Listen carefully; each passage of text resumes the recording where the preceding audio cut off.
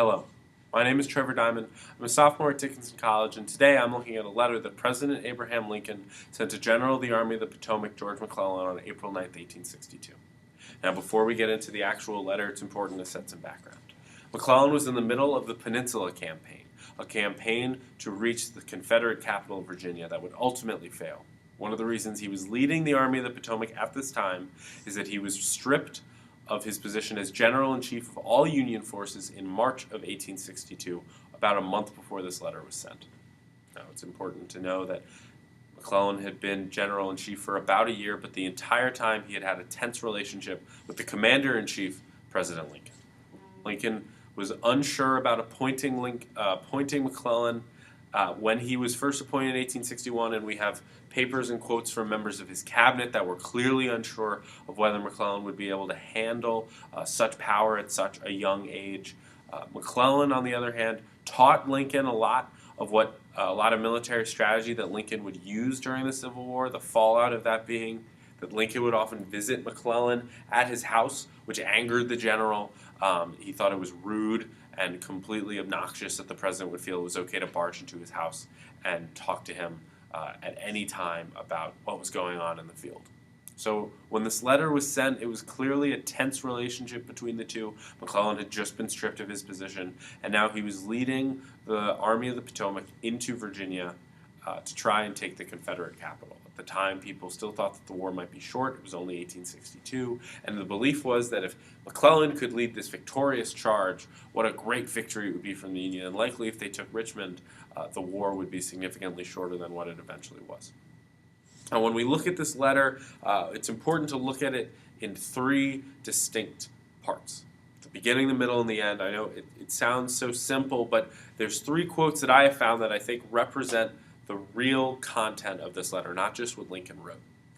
The beginning of the letter, Lincoln writes, "Your dispatches complaining that you are not properly sustained, while they do not offend me, do pain me very much."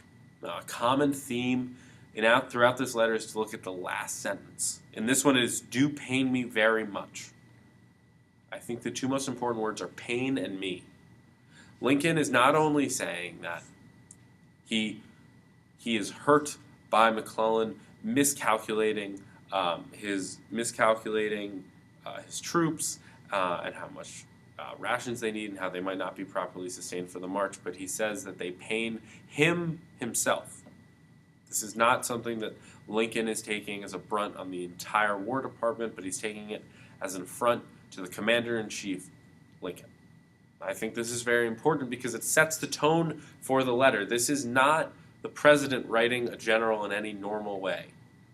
This is very much two men conversating, and two men that do not like each other conversating.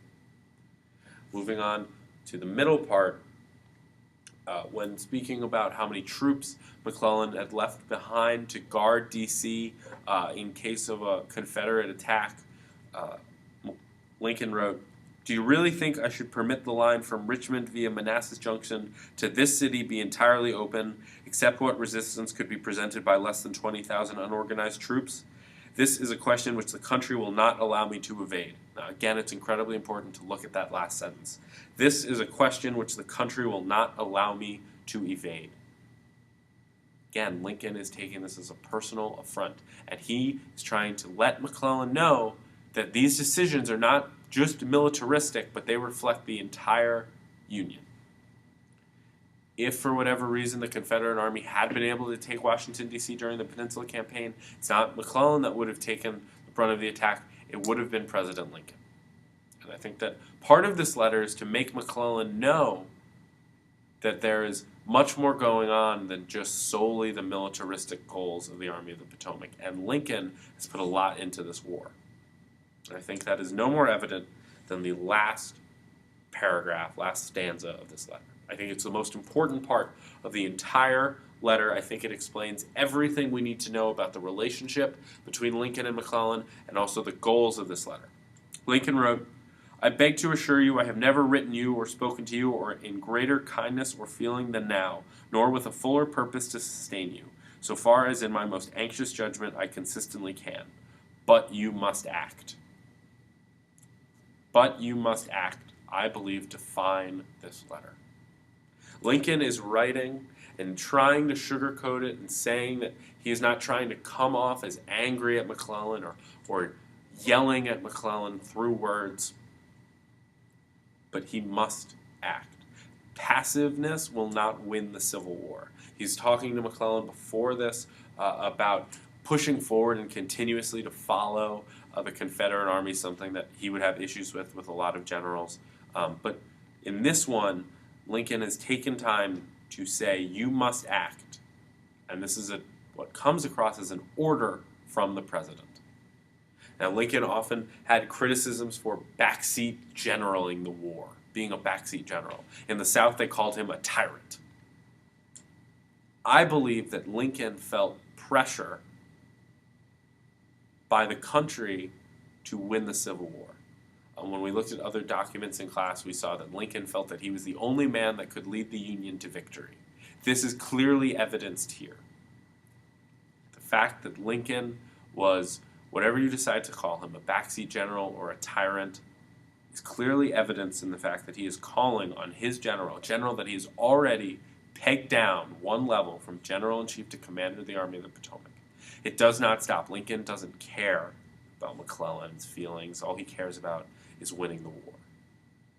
It's never mentioned that I feel that this war would be over if you continue to push forward to Richmond, or the fact that you are passive is inhibiting us from winning the war. But it's felt that in this moment, in 1862, in April, in the middle of the Peninsula Campaign, Lincoln feels like a real chance is being lost because McClellan is not pushing hard enough, because McClellan is not focused enough. It is incredibly clear through this letter that Lincoln felt that he had to backseat general, had to be the commander-in-chief of all Union armies if there was any hope of winning the Civil War. Of course, we saw 3 years later, Lincoln would prove successful in victory. Lincoln and the Union would prove successful in victory in the Civil War. However, 3 years before that, in 1862, victory was certainly not certain. Play on words. And in this letter, Lincoln shows that he feels that he has to take a lot of blame in anything that happens in the Civil War, and he also has to take a lot of the responsibility when it comes to the militaristic strategy in the Civil War.